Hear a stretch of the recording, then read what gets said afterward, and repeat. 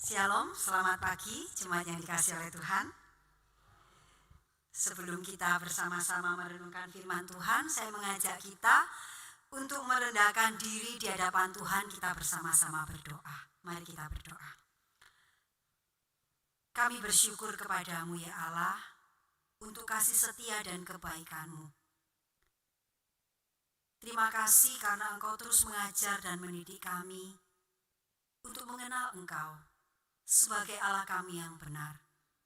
Sepanjang masa Prapaskah ini, kami akan belajar kebenaran firman Tuhan, mengenal Engkau sebagai gembala kami. Tolonglah setiap kami sebagai domba-domba-Mu, untuk mengenal Engkau sebagai gembala kami.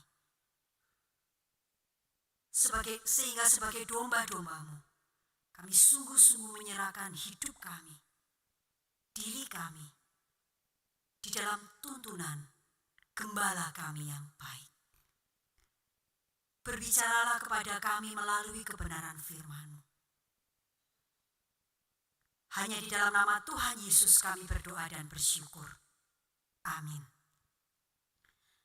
Bapak Ibu yang dikasihi oleh Tuhan, seperti yang sudah disampaikan tadi di awal, bahwa kita sudah memasuki masa Prapaskah.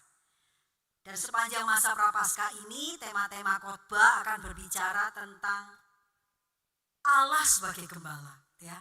Jadi kalau Bapak Ibu membaca di dalam Alkitab, Bapak Ibu akan menemukan banyak sekali ide, pernyataan Allah tentang Allah sebagai gembala. Dan masing-masing kitab menggambarkan Allah sebagai gembala dari sudut pandang yang bermacam-macam. Ya. Dan sepanjang masa Prapaskah ini kita akan belajar mengenal Allah sebagai gembala kita dari berbagai macam sudut pandang, ya. Dan hari ini kita akan belajar firman Tuhan tentang gembala yang baik dari sudut pandang Raja Daud. Bapak Ibu yang dikasihi oleh Tuhan, hari ini kita belajar dari Mazmur Daud. Tuhan adalah gembalaku. Kita baca sama-sama ya. Yuk kita melihat di dalam Mazmur pasal yang ke-23. Ada yang hafal? Ada yang hafal, saya yakin banyak yang hafal. Ya, tadi di KU1 itu Pak Tertius mengajak jemaat KU1 menghafal ayat ini dan cukup banyak yang hafal, gitu ya. Saya mengajak kita untuk membaca dan menghafal bersama-sama, ya. Mazmur Daud ini, ya. 1, 2, 3. Mazmur Daud. Tuhan adalah gembalaku, takkan kekurangan aku. Ia membaringkan aku di padang yang berumput hijau. Ia membimbing aku ke air yang tenang. Ia menyegarkan jiwaku. Ia menuntun aku di jalan yang benar oleh karena namanya. Sekalipun aku berjalan dalam lembah kekelaman, aku tidak takut bahaya, sebab Engkau besertaku. Gadamu dan tongkatmu, itulah yang menghibur aku. Engkau menyediakan hidangan bagiku di hadapan lawanku. Engkau mengurapi kepalaku dengan minyak, pialaku penuh melimpah. Kebajikan dan kemurahan belaka akan mengikut aku seumur hidupku, dan aku akan diam dalam rumah Tuhan sepanjang masa. Demikian pembacaan firman Tuhan. Kalau yang belum hafal, bisa latihan dihafal di rumah ya, karena Mazmur ini sangat indah, gitu ya. Nah, Bapak Ibu yang dikasihi oleh Tuhan, ketika kita mendengar Tuhan adalah gembalaku, takkan kekurangan aku. Ketika kita mendengar kata aku tidak akan kekurangan, tidak kekurangan aku, apa yang kira-kira terlintas di dalam pikiran Bapak Ibu sekalian? Ketika kita membaca Daud mengatakan Tuhan gembalaku, aku tidak kekurangan. Ketika mendengar kata aku tidak kekurangan ini, kira-kira yang terlintas dalam pikiran kita itu apa? Nyamanlah jiwaku. Kenapa jiwanya nyaman? Semuanya tersedia, gitu ya. Semuanya tersedia, kebutuhannya tercukupi. Tadi pagi Pak Tertius itu mengutip sebuah kalimat yang saya pikir kebenarannya bisa dipertanggungjawabkan gitu. Dia mengatakan gini, orang yang kalau malam tidurnya nyenyak itu pasti hidupnya itu sudah tenang gitu ya, karena itu kalau tidur dia tidak mikir besok pagi makan apa, besok pagi bayar uang sekolah pakai apa, besok pagi mau laku kerja apa, itu sudah tidak mikir, sehingga kalau malam tidur tenang. Saya termasuk yang begitu, meskipun saya tidak tahu apakah hidup saya semuanya sudah cukup, tapi kalau saya tidur itu never banter itu langsung tidur ya. Itu salah satu bagian anugerah Tuhan terbesar ya, gampang tidur gitu ya. Nah, Bapak Ibu yang dikasih oleh Tuhan, kalau kita itu mendengar aku tidak kekurangan, maka yang terlintas dalam pikiran kita itu adalah segala kebutuhan kita itu tercukupi. Betul ya? Kalau sudah cukup ya tidak kurang ya. Kalau belum cukup ya berarti masih kurang, betul ya? Tapi ketika dikatakan aku tidak kekurangan, itu berarti semua kebutuhanku itu tercukupi dengan baik. Maju lebih lanjut. Apa yang kita pahami atau definisi apa yang kita pahami tentang kebutuhan? Saya mencoba mencari gambar ya. Wah, kayaknya nggak bisa nanya. Saya tidak membahas ini ya. Tetapi Maslow itu menjelaskan bahwa manusia itu punya kebutuhan dasar. Ya. Kebutuhan akan ini, makanan, kemudian aktualisasi diri, kebutuhan psikologis dan sebagainya. Sebetulnya ini yang dibutuhkan oleh manusia. Tetapi di dalam perkembangannya, kalau kita mau jujur, dunia kita ini menjadi dunia yang begitu materialistis, gitu ya. Mendorong kita menjadi orang yang sangat konsumtif, gitu ya. Sehingga akhirnya sangat mudah bagi kita untuk membuat keinginan kita itu seolah-olah menjadi kebutuhan, gitu ya. Dan ternyata hari ini hierarki Maslow ini berubah, ada tambahannya.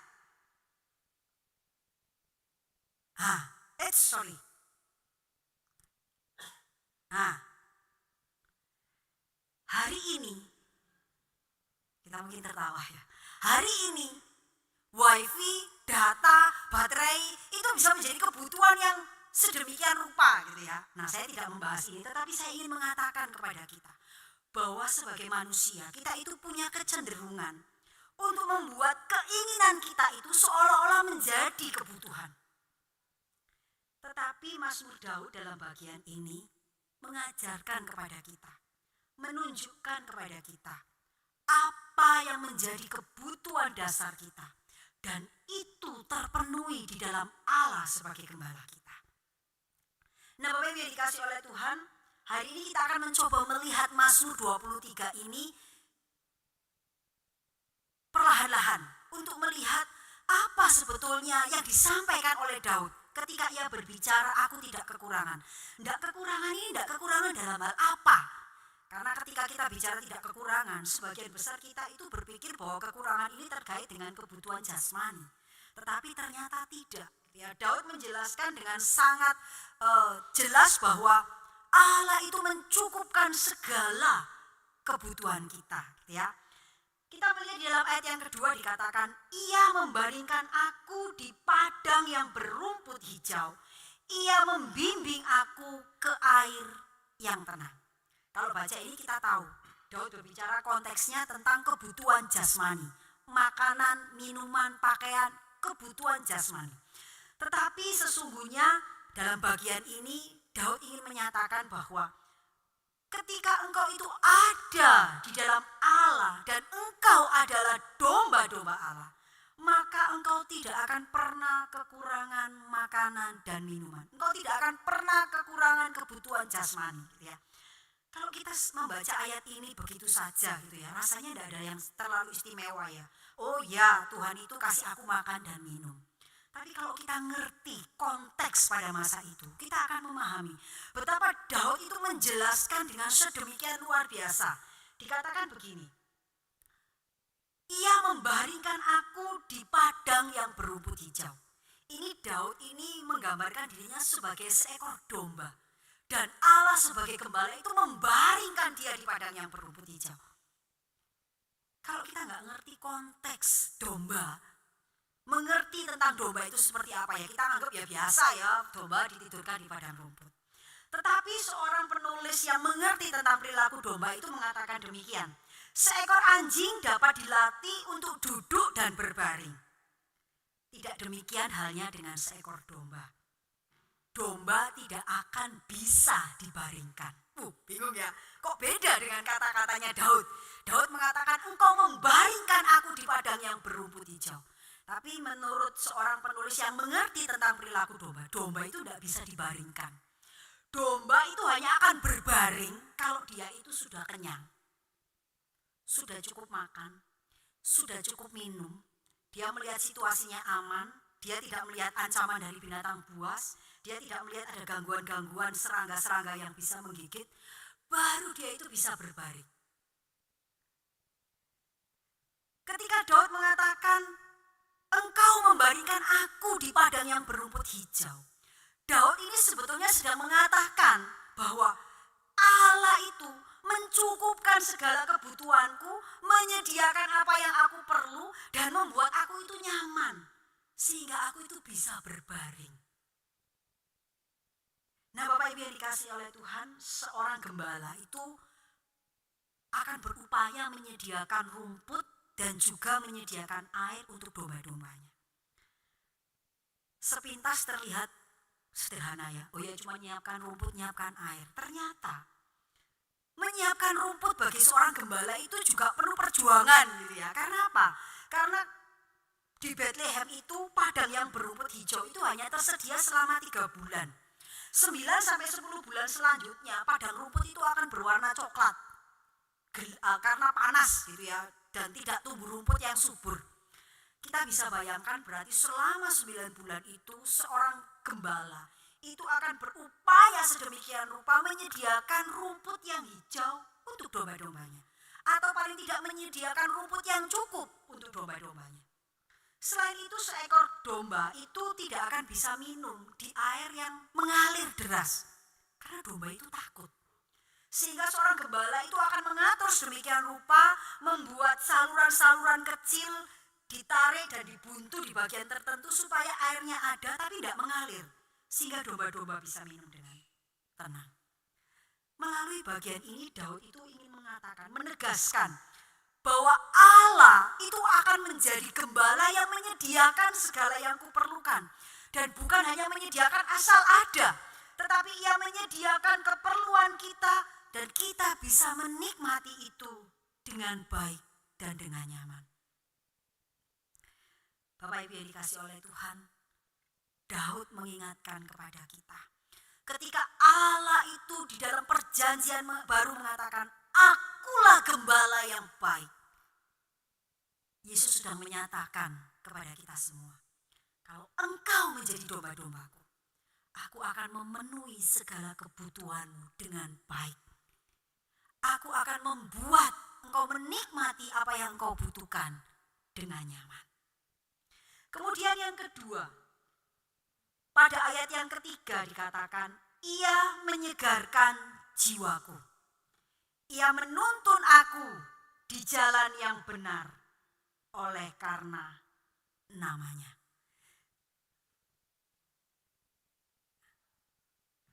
Dalam bagian ini, Daud ingin mengatakan kalau Allah itu menjadi gembalaku. Bisa minta tolong slide-nya dibantu ya, ini mungkin tidak terlalu berfungsi dengan baik. Slide kedua, selanjutnya, ini. Ketika dalam pasal 3 ia mengatakan, ia menyegarkan jiwaku, ia menuntun aku di jalan yang benar oleh karena namanya. Daud mengatakan bahwa kalau Allah itu menjadi gembalaku, aku tidak akan pernah kekurangan keselamatan dan pertolongan. Dalam terjemahan yang lain, kata ia menuntun aku di jalan yang benar oleh karena namanya, itu dituliskan, ia membawa aku dari jalan yang salah kembali ke jalan yang benar. Dalam bagian ini sebetulnya terjemahan itu ingin mengatakan bahwa domba yang dibicarakan dalam bagian ini adalah domba yang sedang tersesat. Dan gembalanya itu akan mencari dan membawa kembali, mengembalikannya ke jalan yang benar. Karena itu Daud mengatakan, kalau Allah itu gembalaku, aku itu tidak akan kekurangan keselamatan, aku tidak akan kekurangan pertolongan. Di padang gurun yang terbuka, ya. Sangat mungkin seekor domba itu tersesat. Sangat mungkin seekor domba itu tidak mengikuti tuntunan gembalanya. Karena hanya gembala yang tahu jalan mana yang bisa membawa mereka itu sampai ke tempat tujuan, atau jalan mana yang bisa berakhir di jalan buntu, atau yang akan berakhir di tepi jurang.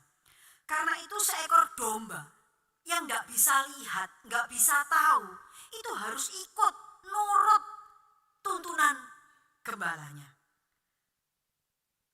Dan ketika seekor domba itu tersesat, dikatakan bahwa dia itu tidak punya kemampuan untuk mencari jalan pulang, atau tidak punya kemampuan untuk kembali ke jalan yang benar. Seekor domba yang tersesat, maka dia akan bersembunyi, gitu ya. Menurut seorang penulis, seekor domba yang tersesat itu dia akan berusaha bersembunyi di semak-semak atau bersembunyi di dekat batu dengan ketakutan, dan kemudian mulai mengembik, gitu ya, mengeluarkan suara mengembik, begitu ya, karena ketakutan. Nah, gembala itu harus segera menemukan dengan cepat sebelum domba ini ditemui binatang buas dan dimangsa. Jadi gembala yang baik itu akan berusaha dengan cepat menemukan domba yang tersesat dan membawanya kembali. Dan kalau domba itu sudah ditemukan, itu dia begitu ketakutan karena itu dia butuh digendong. Dia butuh dibawa untuk kembali kepada kumpulan domba-domba yang lain. Karena itu di dalam perjanjian baru ketika Yesus menceritakan tentang perumpamaan domba yang hilang, seorang gembala itu rela meninggalkan 99 ekor domba yang tidak tersesat dan pergi mencari seekor yang tersesat, mencarinya sampai menemukannya dan membawa kembali domba yang tersesat. Inilah gambaran yang ditunjukkan oleh Daud, bahwa seorang gembala yang baik itu akan mencari domba-dombanya yang tersesat. Bapak Ibu yang dikasih oleh Tuhan, di tengah tantangan dunia yang sedang kita jalani hari ini, sangat mudah dan sangat mungkin bagi kita untuk tersesat. Sangat mungkin bagi kita untuk mencari kesenangan atau kemauan kita atau kebutuhan kita di tempat yang lain yang kemudian membuat kita ini salah jalan. Tetapi kita bersyukur bahwa gembala kita adalah gembala yang baik. Dia tidak akan membiarkan kita tersesat.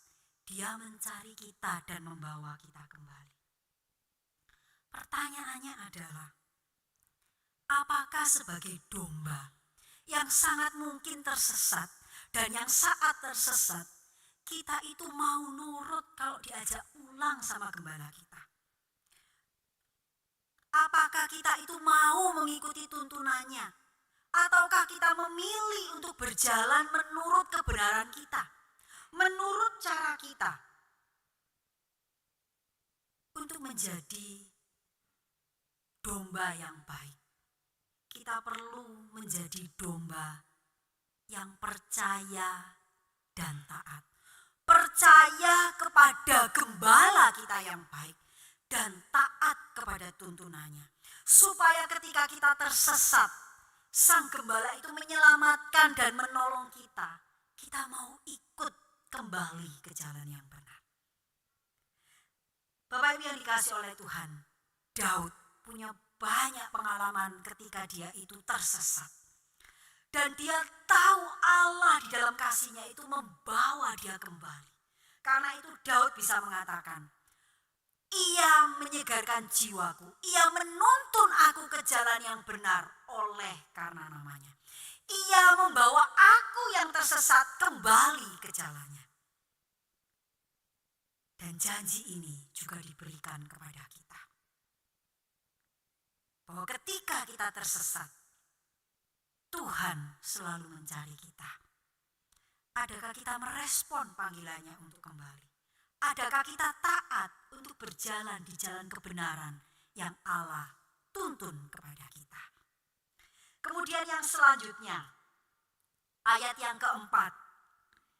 Di sana dikatakan, sekalipun aku berjalan dalam lembah kekelaman, Aku tidak takut bahaya, sebab Engkau besertaku. Gadamu dan tongkatmu, itulah yang menghibur aku. Dalam bagian ini Daud ingin mengatakan kalau Allah itu menjadi gembalaku, aku itu tidak akan kekurangan perlindungan dan tidak akan kekurangan kenyamanan. Ketika Allah itu menjadi gembalaku, maka aku tidak akan kekurangan perlindungan dan tidak akan kekurangan kenyamanan. Bapak Ibu yang dikasih oleh Tuhan, sebuah buku mengatakan bahwa lembah kekelaman yang dimaksud oleh Daud di tempat dalam bagian ini adalah bahwa di padang gurun di Israel itu ada jalan-jalan setapak yang berkelok-kelok di antara gunung-gunung dan itu gelap gitu ya, karena jalannya sempit, kemudian gunungnya tinggi dan jalannya itu berkelok-kelok sehingga orang kalau lewat di situ itu berada di dalam lembah yang gelap, yang kelam, yang mungkin nggak tahu ini kira-kira nanti berakhirnya di mana, gitu ya. Dan itu menjadi sesuatu yang menakutkan untuk dilewati, gitu ya. Bahkan sang penulis mengatakan kalau orang melewati daerah itu mereka berusaha berjalan dengan setenang mungkin dan tidak mengeluarkan suara. Supaya apa? Supaya tidak ada perampok atau orang-orang yang berlaku jahat itu tahu dan kemudian menyerang mereka. Gitu ya. Nah, seekor domba ketika berjalan, domba itu kan binatang yang penakut gitu ya. Ketika melewati jalan yang gelap dan menakutkan, itu bisa terjadi berbagai macam hal gitu ya.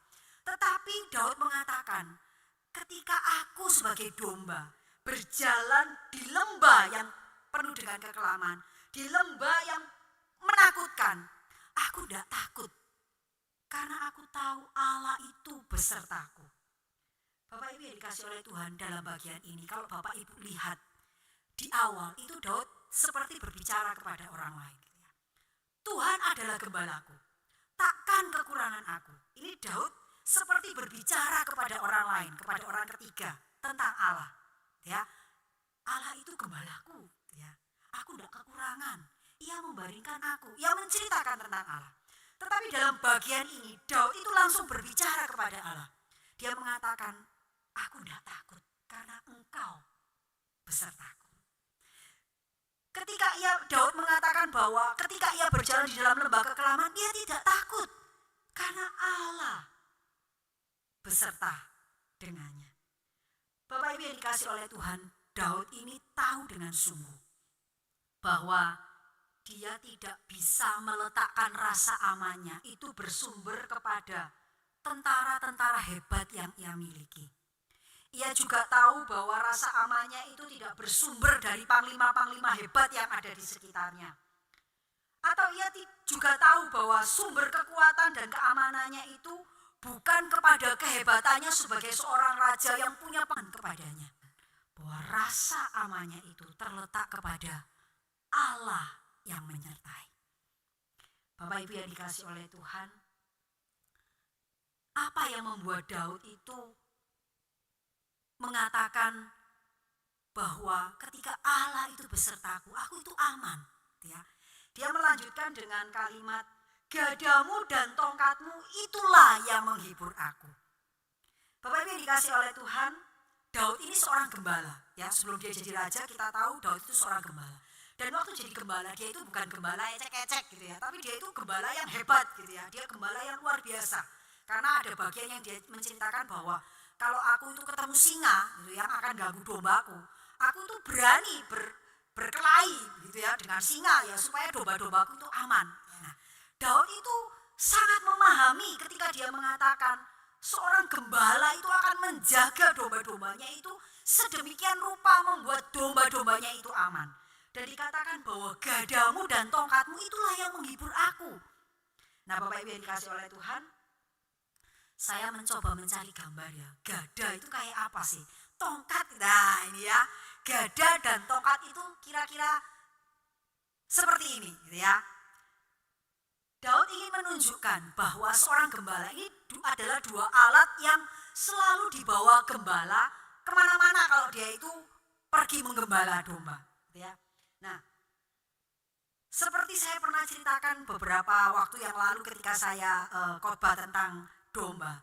Diceritakan domba itu tidak punya alat pertahanan diri, betul ya? Dia tidak punya cakar, dia tidak punya taring untuk menggigit, dia juga nggak punya sesuatu untuk menyengat musuhnya. Dia itu tidak punya kemampuan untuk mempertahankan diri. Sehingga satu-satunya harapan untuk mempertahankan diri itu hanyalah berlindung kepada sang gembala. Gitu ya. Kalau ada musuh, itu mereka nggak bisa ngelawan, gitu ya. Mereka itu benar-benar hanya bergantung kepada pertolongan sang gembala. Gitu ya. Karena itu kemudian Daud mengatakan, engkau besertaku, gadamu dan tongkatmu itulah yang menghibur aku. Daud mengatakan gadamu dan tongkatmu itulah yang menenangkan jiwaku.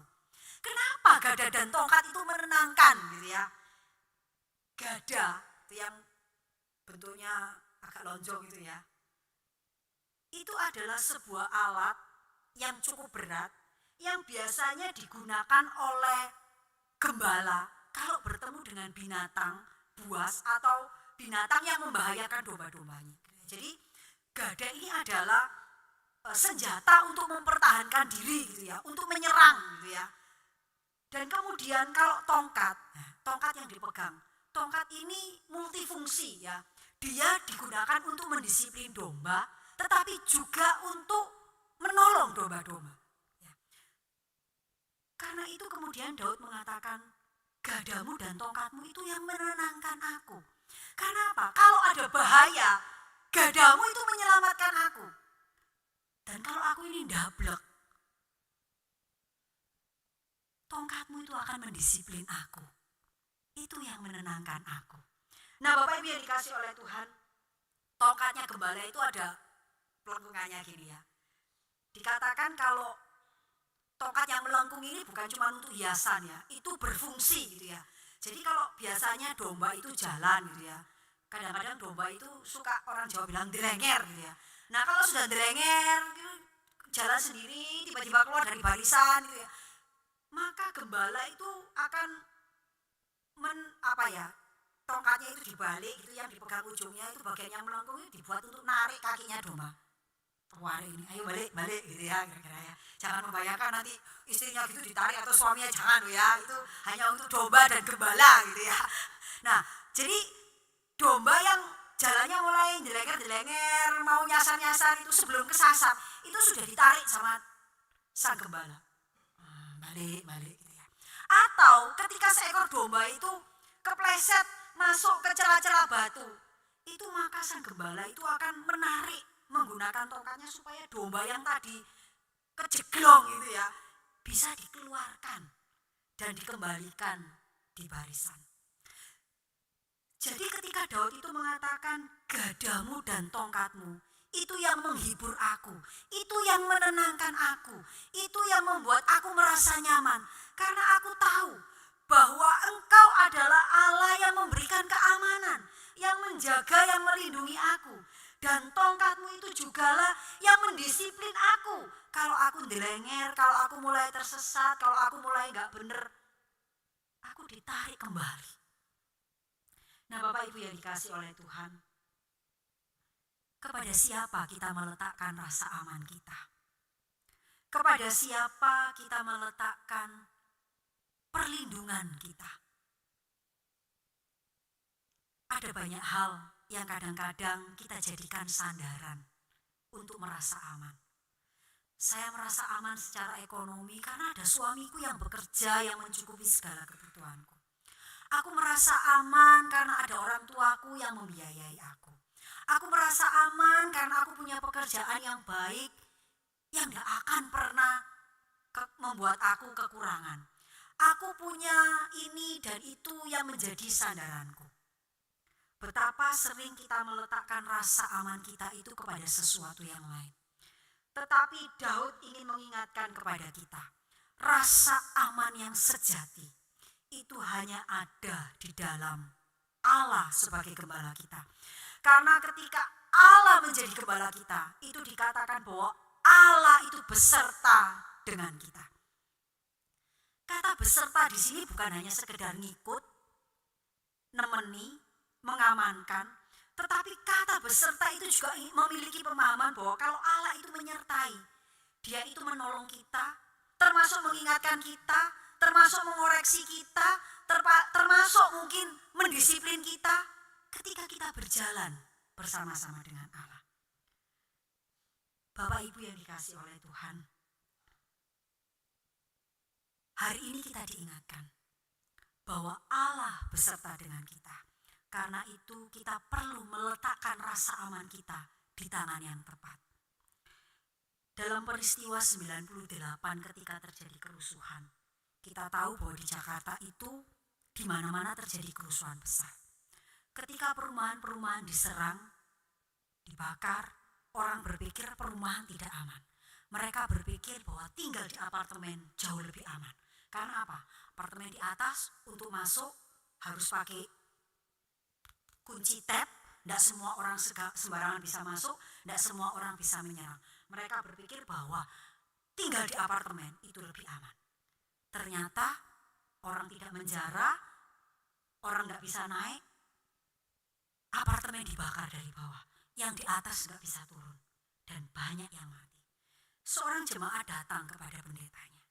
Dia menanyakan sebuah pertanyaan demikian. Musuh, di mana tempat paling aman? Dan sang pendeta mengatakan, tempat paling aman adalah tempat di mana ketika Allah beserta kita. Jawaban ini mungkin terdengar klise, tetapi jawaban ini mengandung kebenaran yang sangat dalam. Tempat yang paling aman adalah tempat ketika Allah itu bersama-sama dengan kita. Karena ketika Allah beserta dengan kita, Allah akan menolong kita. Allah membantu kita melewati hal yang menakutkan. Allah meluputkan kita dari hal-hal yang membahayakan kita.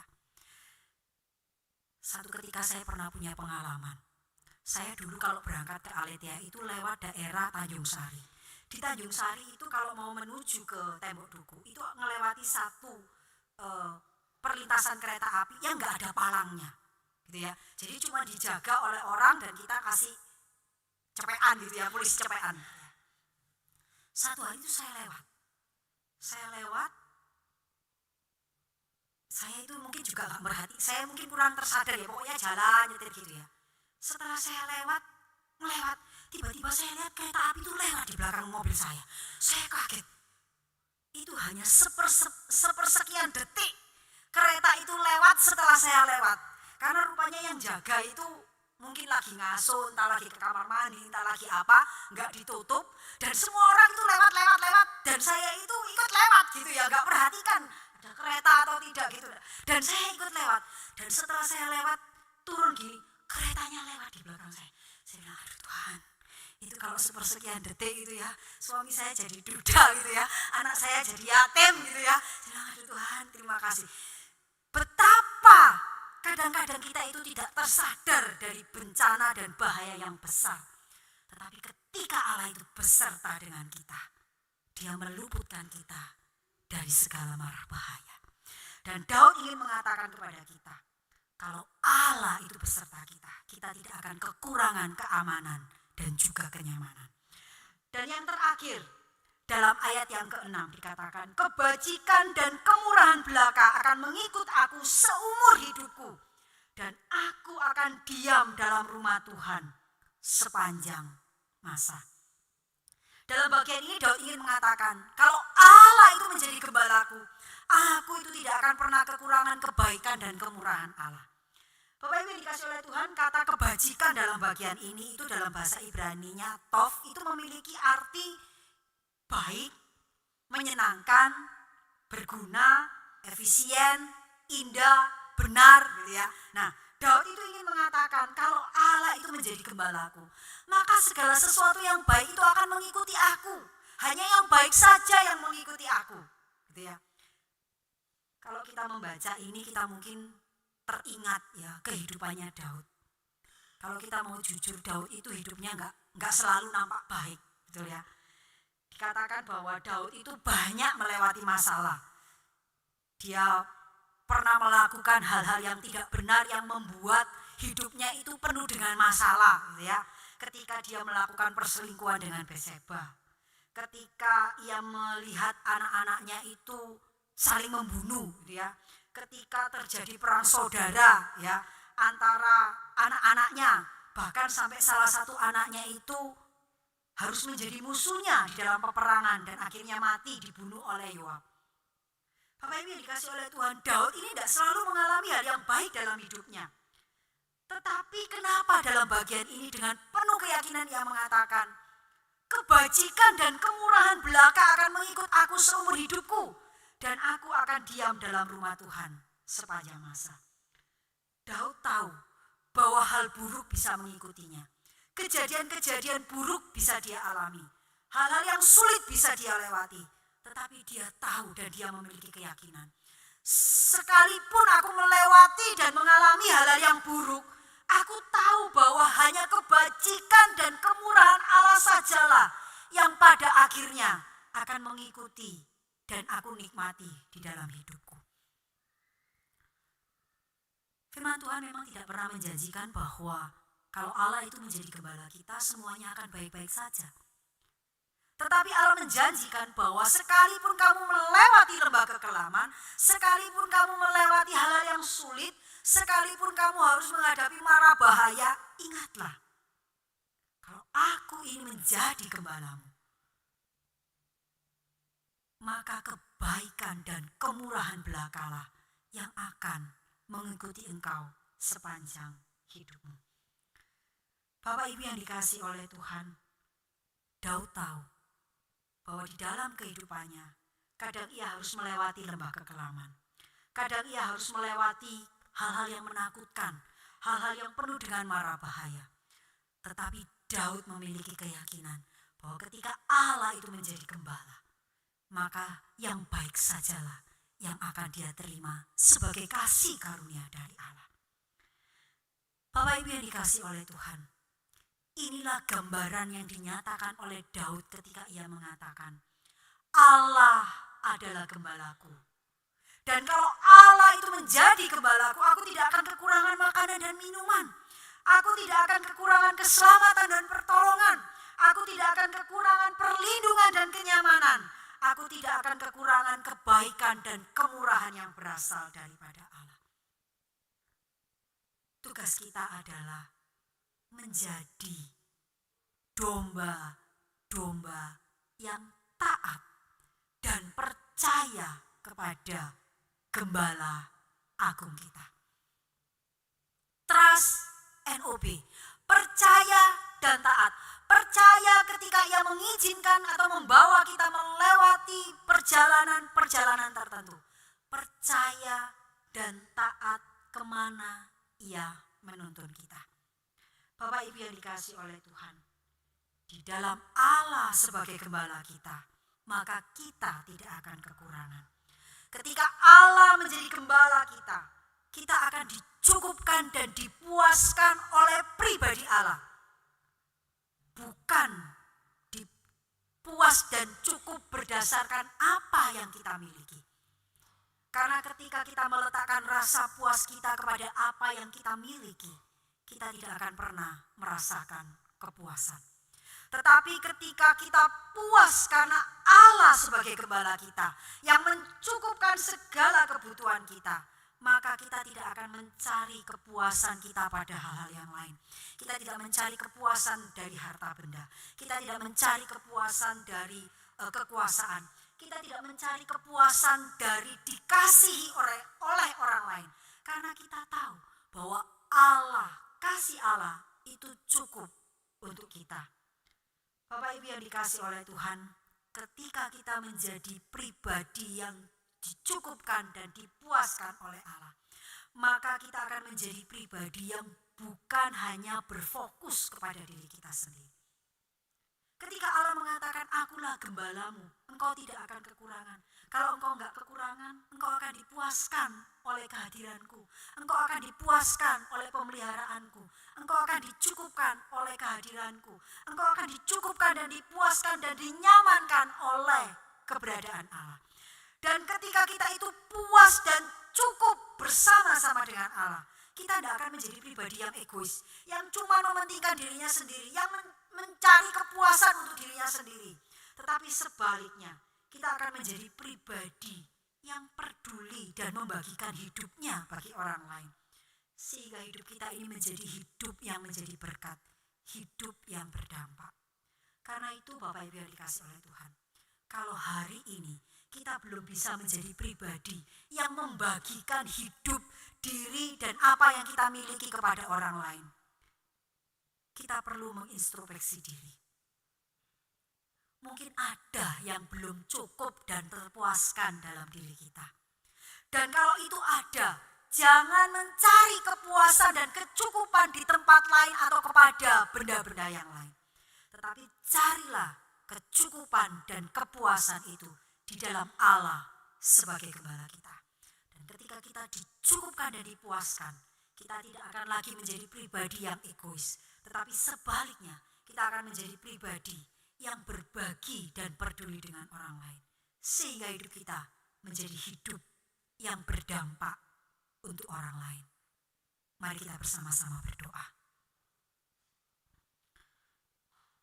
Tuhan Bapa kami yang di surga, terima kasih untuk firman-Mu yang menghiburkan dan mengajar kami, yang kembali mengingatkan kami bahwa Engkau adalah gembala kami, gembala yang mengasihi kami, gembala baik yang mencintai kami, yang akan mencukupkan segala kebutuhan kami, baik kebutuhan jasmani, kebutuhan kerohanian kami, kebutuhan psikologis kami. Tolonglah kami untuk mencari kepuasan hanya di dalam Engkau. Kami berdoa untuk seluruh jemaat yang sudah mendengarkan firman-Mu pada pagi hari ini. Biarlah setiap kami masing-masing yang sudah mendengar firman ini sungguh-sungguh mengingat dan mengaplikasikan hidup kami ini dengan menyadari dan menjalaninya dalam kesadaran bahwa Engkau adalah gembala yang tidak pernah meninggalkan kami, yang beserta dengan kami, yang melindungi kami, yang mencukupkan kami, yang mendidik kami, yang mendisiplin kami, supaya kami menjadi domba-domba yang memuliakan nama Tuhan dan menjadi berkat bagi orang lain. Terima kasih Bapa di surga. Hanya di dalam nama Tuhan Yesus kami berdoa dan bersyukur. Amin.